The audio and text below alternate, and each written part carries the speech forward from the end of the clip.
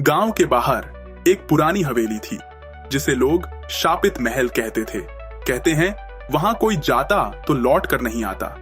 कई लोगों ने वहां अजीबोगरीब आवाजें सुनी थीं, कभी किसी के चीखने की तो कभी किसी के रोने की।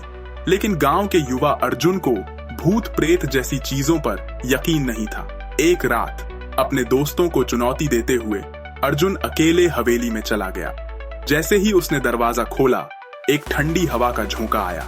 अंदर घना अंधेरा था। टॉर्च की रोशनी में उसने देखा धूल जमी हुई दीवारें, जाले से भरी छतें और टूटी फूटी चीजें।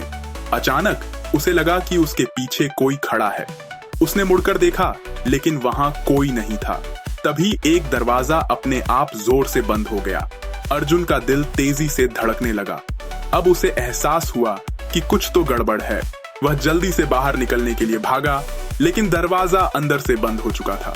तभी उसे सीढ़ियों पर किसी के पैरों की आहट सुनाई दी।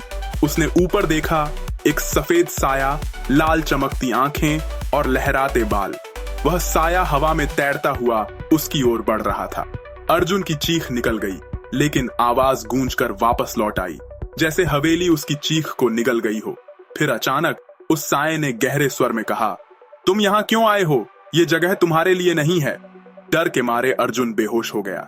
जब सुबह गांव वालों ने उसे हवेली के बाहर बेहोश पाया तो उसका